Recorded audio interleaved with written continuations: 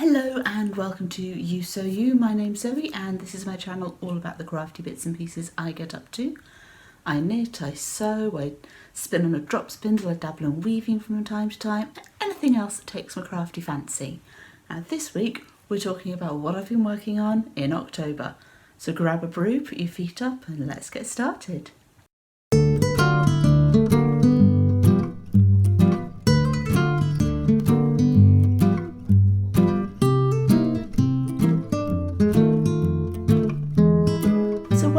Welcome back to any returning viewers and to any new viewers, a very warm welcome to you. Now, as I mentioned at the beginning of the video, it's our monthly roundup of what I've been working on last month. So let's get going. First things first, what am I wearing? This is the only me made that I've got on today. It's my throwback cardigan. This is the cardigan that I'm wearing in the graphic for the channel. It's the little circle thingy with my face on it. So I've actually had this one a few years now because I actually finished it before I launched the channel, and yeah, that's a few years now. It does get an awful lot of wear. It's a colourwork cardigan by Andrea Mowry. It's knit in the flat, although I think if I was to do it again I would convert it and steek it, mainly because I'm not overly sure about what happened when I picked up my stitches for the button band. So I think I would convert it to knit it in the round, make it slightly wider at the front so it meets a little bit more in the front, and then pick up the button band before I separate the steek. It's an open front cardigan, so it doesn't matter particularly that it doesn't meet in the middle, but I think it'd be nice to be able to sort of wrap it around like that and snuggle up nice and cosy. It's a worsted weight yarn if I remember correctly. This is all done with commercial yarn. It's Universal Yarns that I got from Lovecraft, like I say, 3, 4, 5 years ago, something like that. I really can't remember. But yeah, I do wear this a lot. And yeah, really pleased with it. And I can see me making another one. She has done a jumper pattern, I think, with the same colourwork. So maybe I need to get that one and convert that one into a steeked cardigan rather than trying to fidget around with the numbers on this one. Well, that's a thought. Okay, so moving on to finished objects, and I do have a few. The first one we're going to talk about is actually featured in more detail in last week's video, so I'm only going to sort of give an overview of it rather than going into too much detail, and that's my new handbag. The other reason for not going into so much detail is I'm actually using this now, so it's got stuff in it. So I'm actually using one of the pockets on the end for an umbrella at the moment, which is very handy in British weather. I've got my masks in the other end, and although last week I did say that I could maybe use one of these pockets for a cotton shopping bag, I've actually chosen to use one of the pockets in the organiser that's inside, because if you haven't watched last week's video, you won't know that I made a matching coordinating insert with extra pockets for this handbag. I'm not going to take that bit out because it's, you know, full of stuff.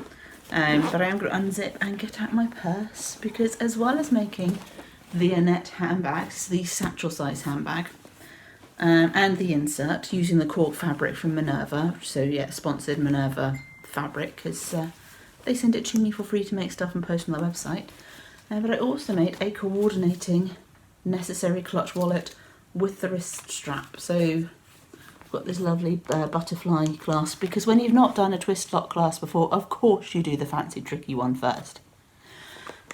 So inside here you can get all sorts of stuff. I've got cards, I've got a couple of zip pockets, and yeah, you can fit a phone in here. You can put it on a shoulder strap if you want to.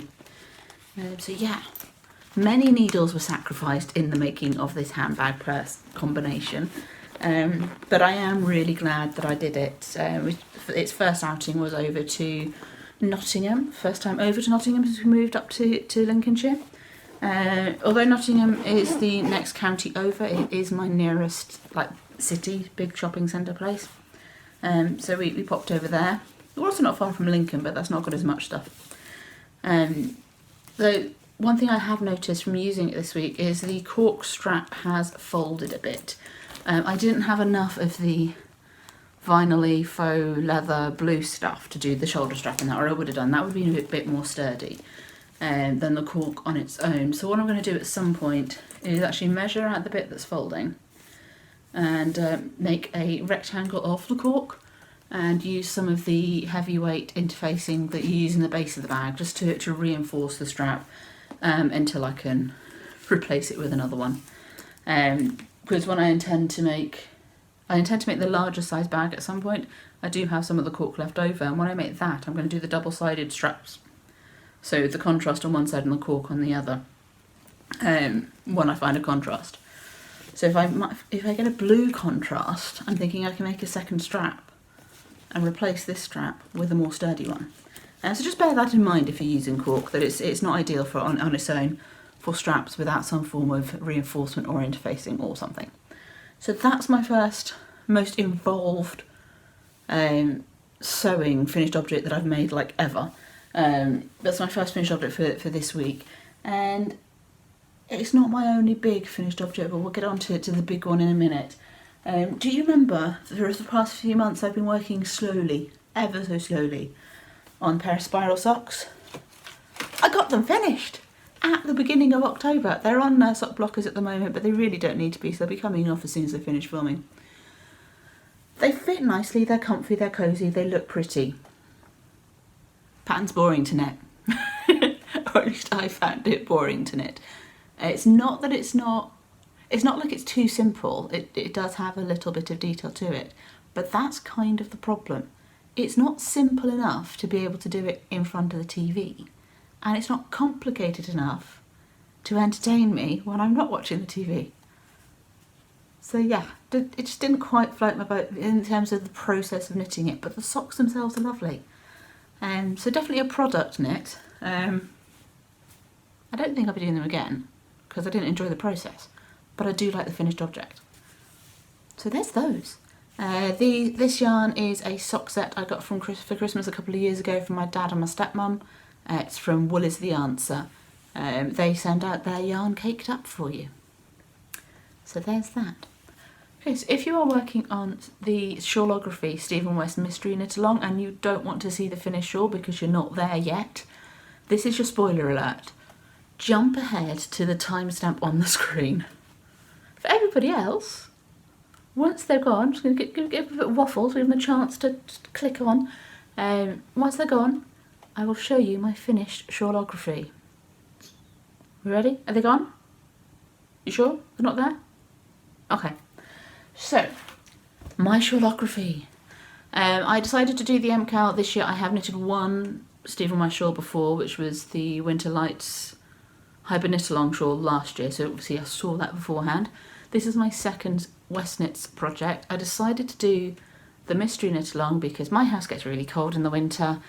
Prices of fuel is going up, so we don't want to put the heating on too much. Obviously we will put it on, but not like excessively so. And Stephen West is known for big shawls, and quite often his mystery knits are big shawls. This one is a 5 skein project.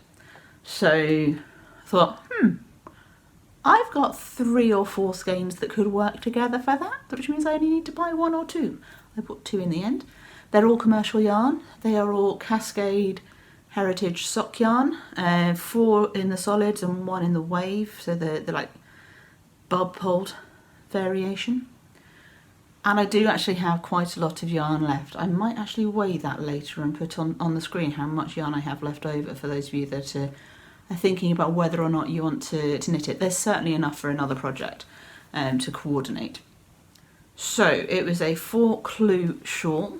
So clue 1 was this top wedgy bit with ridges, which is knit, well, you cast on here and then you knit round that way. So it's not like brioche or ribbing or anything, it is just garter stitch and stocking stitch rows, short rows. And then we moved on to this V section and these I-cord loops. I think we might be in clue 2 by now. Can't remember where the clue is divided. Oh, this is the end of clue 1, the I-cord loops, I think. And then clue 2, we have these garter stitch and slip stitch columns and welts here. And we move on into some triangles and bubbles. I like the way Stephen West does his bubbles. You know, normally you have to like turn your work back and forth to make the bubbles. He doesn't do that. You just treat it a little bit like an I-cord. So that was much easier to do, much less faff of moving fabric, and much less irritating. Even though I did misread the pattern and have to rip out the bubbles and start again. There we go. So we're into, this is clue 2 still, I think.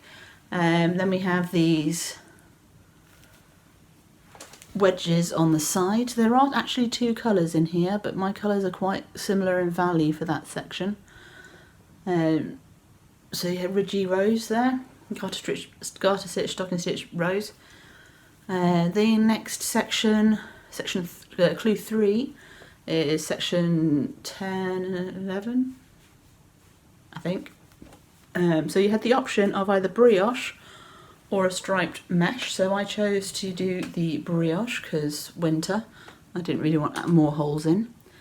And then we have these crosses here. I'll get a good view of that in the camera. And finally clue 4, you had the option of just doing an I-cord bind off, which quite frankly I-cord for miles, or this striped garter ridge, which was very, very simple to knit. It took a while because obviously lots of stitches, but yeah, it's a knitted on edge.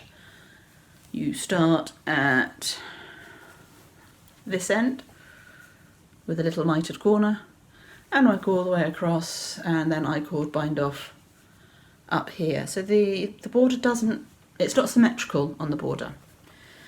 So yeah, so that's finished, bar the blocking and snipping off of the ends. I was weaving in the ends as I went. I tried the weaving, Stephen, but that just didn't feel very secure to me, so I resorted to basically weaving them in like I catch floats in colourwork, which is what I'd normally do to weave in as I go. So we do have tons of ends on the go. And yes, I do have a fair bit of yarn left over. As I say, I will weigh the yarn and put the weight up on the screen. It's definitely enough for another project. Just looking at the size of the leftover yarn, the remnants, I can see it's enough for another project. So I may do a coordinating hat to go with the shawl, or some leg warmers or something. I don't know, haven't decided, but I will be using that yarn in another project, and I will obviously let you know what it is I use it for. So if you are thinking about casting on shawlography, but you're like, oh, 5 skeins, that's a bit of an investment. Mine was all done in commercial yarn, and as I say, I do have enough for another project afterwards. So yeah, you're not going to use all of the skeins. Colour B, so for me that's the burgundy, is what I use most of, I believe. It's certainly one that looks the smallest in terms of the remnants, but it's also the one that tangled up the most, so it's now in pieces. So yeah, I'll let you know what I do with the leftovers, and hopefully that gives you a bit of an idea as to what you might do with yours. Like as I say, mine was mostly from stash. I only bought 2 skeins to go into the shawl. The rest was left over from Sock Madness. So you don't have to spend hundreds of pounds or dollars or what have you on the 5 skeins shawl. You can use what you have in stash. You can use commercial. It works really well for solid colours for this particular design. So yeah, so go ahead, do it if you like the look of it. There's lots of techniques to learn in that one. So yeah, it was fun knit. I think you probably want to go more with a gradient or a fade type colour story rather than loads and loads of colours. A few of my friends that are knitting it, they've gone for a lot of bright colours for their shawls, and they're not loving it as much. So yeah, if you've not started yet, I'd go for something tonal, maybe monochrome. Certainly colours all in the same colour family. Maybe a fade, maybe a gradient, something like that, rather than 5 completely different but complementary colours. because that seems to be what people are enjoying more. Okay, so that's the finished object. So let's welcome back the people who didn't want the spoilers for Stephen West. Are they back? Are you there? Wave at me. Yeah? Hi, welcome back. Okay, so moving on to works in progress. I haven't actually done an awful lot of work on any projects that aren't the ones I've just finished this month, because they took a lot of time. I mean, obviously the handbag project was a very involved make. I've never made a handbag before. I've never used some of those interfacings before. It's a lot of thick stuff to get through a domestic machine, and because it was 3 parts with the handbags, the insert and the purse, there was a lot of sewing in that. So that took up an entire week of sewing time, let alone the cutting out and interfacing time and the watching the videos of other people making them. Kittenish Behaviour actually does a very good video for both the Annette bag and the Necessary Clutch wallet, so I recommend watching those. And if you want to see mine in more detail, there's last week's video, as I say. Then of course the shawl, being a 5 skein shawl, did take up a fair bit of my knitting time, so I haven't really worked on much else. So I need to do some catching up on a few works in progress that I haven't touched this month, but we'll talk about that in the plans section. A few weeks ago you will have seen me doing some weaving on this project. The observant of you will notice that I haven't actually got any further from that video. For the reasons I've just mentioned, the bag and the shawl took a lot of time. So I'm working on a section of kind of hill shapes that are outlined, that I'm hoping to get to probably about there in height, and then do maybe a border at the top. So if you want to see that in more detail, obviously go back and look at my previous weaving video, and yeah, hopefully next month I'll have got a bit further on it and maybe even finished it. Who knows? So yes, that's work in progress. That's the only one that I've done anything on this month. So moving on to plans. So temperature cross stitch, that needs to be caught up on. I'm about 4 or 5 months behind at the moment, so I need to sit down and spend a couple of days catching up on that. The Gamer Crafting Blanket Club yarn blanket, I'm still in, I think, March at the moment, so yeah, that needs some catching up on. So those are obviously 2 priorities. My DK John Arbon spin, I'd like to get the first skein done at least in the next month. I've not done any spinning this month for reasons. But yeah, I'd like to get that first skein done so I can work out how much more fibre I need to buy in the new year, so that at some point next year I can do a hand spun DK sweater. Then what else have I got on the go? My library cat cross stitch I've barely touched all year, so I should probably do some work on that. I have another cross stitch kit that I haven't started yet, that I'm waiting until I've cleared off the 2 that are on the frames at the moment first. Otherwise I'll never get anything finished.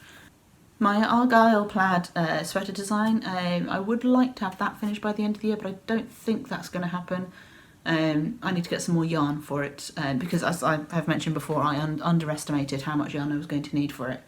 So I need to order some more yarn for that, and I do have some other things that are going to take a little bit higher priority at the moment to get them done, because I've got the stuff for them. So things like the Gamer Crafting, I've got all the way up to October's skein so far, so I've only got November and December to come. So it'd be really nice to get the squares, or at least most of the squares, done for that before Christmas, so that when December's yarn comes, towards the end of the year, beginning of next year, I've just got that to do, and stitching them together and bordering them. So that I want to do some catching up on that. It'd be really nice to have the temperature cross stitch finished in the first week of January, because obviously I can't do the end of December until after December. So those would be nice. I've got the hand spun shawl that needs working on. That's another design that I'm developing. Whether or not I release it as patterned remains to be seen. It kind of depends how the shawl turns out. What else have I got on the go? I think those are the main things. Cross stitch, crochet, sweater, shawl, spinning. Yeah, that's 6 things that are already started that I want to get going on, and the weaving as well, so that's 7. And I've got a bead weaving project on the loom that I haven't touched in months. That needs going on, so that's 8. So that's 8 works in progress. They're not all going to be done by the end of the year. Realistically speaking, they're not. Because, you know, life. So I've also got a diamond painting that I've started that I haven't touched all year. So that's 9. 9 works in progress that are actually out and ready to be worked on. There are other works in progress in the cupboard that were sitting and waiting until I finish the ones that are already in the goal. So need to get cracking with those. But I do have some plans for some things that haven't yet been started. One of which I'm waiting on the yarn to arrive for. As I said, we went over to Nottingham the other weekend, partly to go to Knit Nottingham and to find some yarn for a jumper for my other half. We found a yarn that we liked that would work for the jumper. They didn't have anywhere near enough of it though in the colour that he would like. So we've ordered that online. Same yarn, same colour, just from a different supplier from Lovecrafts, just because they had it in stock. That doesn't mean to say that we won't buy yarn from Nottingham in the future. We probably will, because hey, it's half an hour on the train. And it's the closest I've got to a local yarn shop. So yeah, I probably will be buying stuff from there in the future. Staff friendly in there. It was the owner that was a bit sort of in there when we went into Eleanor. So nice and friendly, nice and helpful. The range is reasonable. It's all affordable commercial yarn. I say affordable. When you're buying a sweater's quantity, nothing ends up being massively affordable, but you know what I mean. It's the lower end of the scale. It's not all indie dyed yarn. So for hats and gloves and scarves and shawls and cowls and baby projects and all that kind of thing, it'll be a really useful place to go. And to actually feel the yarn rather than buying it online. And I do tend to do a lot of stuff with commercial yarn because I just don't have the budget to do garments in particular with indie dyed yarn. Not to say that I don't include indie dyed yarn in projects. I do occasionally. I have a design in mind specifically for a couple of skeins of Gamer Crafting yarn that I got from a yarn loot that she did a while ago. That's going to be a next year project, but I'll be combining it with commercial yarn because, as I say, I don't have the budget to buy 5 or 6 skeins of indie dyed yarn for a sweater from the same dye lot at the same time. Stripy sweaters, gradient sweaters, fade sweaters where I can buy a few skeins at a time or a skein at a time and build up, and the dye lot doesn't matter so much. That I can do. It'll take me a bit longer to get to the point of starting the project, but I can do it. So yeah, my indie dyed skeins tend to be more for a 1 or 2 skein project than garments, because that's what works for me, and there's nothing wrong with that. If you want to spend over £100 on a sweater to knit, by all means go ahead if it's in your budget. You'd probably be paying the same for some of the sweaters on the market anyway if you were to buy them in the shops, so it's not that unreasonable. But yeah, like I say, it's got to be in your budget. So there's that. I've got some sewing projects on the go. You might see underneath my loom I've got some fabrics here. I'm not going to show them to you at the moment because they are Minerva fabrics, and part of the deal with them sending me fabric to write up on their post is that I share the details on Minerva first. So they're there. There's 3 of them. I've got a pattern to go with them that I got from Minerva as well, so that's coming up. So as well as going to Knit Nottingham, we also popped into the bead shop, and I've picked up some Preciosa Delicas. These are like under £1 a tube, so not too much money spent there. So I've got some opaque red, I've got some opaque green, some opaque black, some silver lined gold, and some opaque white. So these are all seed beads. I was hoping to get more colours, but they didn't have them in the brand and the size I was looking for. But I think I've mentioned in the past I do have an online bead supplier that sends stuff out really quickly. So when I'm ready to get the other colours, I'll order them from there. So what are you going to make with these beads, you might be asking? Well, you might have worked it out from the colours. They're going to be for some Christmas decorations. I am hoping to make some of these 3D beaded stars, which means I need to find my toy stuffing. Goodness knows where that is, because it's been a while since I've made anything that needed stuffing. But it is useful to have in stock for when people have babies and nieces get older. So I may just buy some more. It's not expensive and it's handy to have in. So yeah, if I can't find it, I'll buy some more. Maybe if I make lots of these stars and stuff, then I'm going to need it. There are even some really cute patterns for like little figurine Santas and reindeers and stuff on Etsy, so I may have to give them a go too. So yeah, so that's my plans, my work in progress and my finished objects. So that's October for you. Okay, so this video should be going out on Bonfire Night, Guy Fawkes Day, as it's also known. Might be the day after, but probably, hopefully, Friday the 5th of November.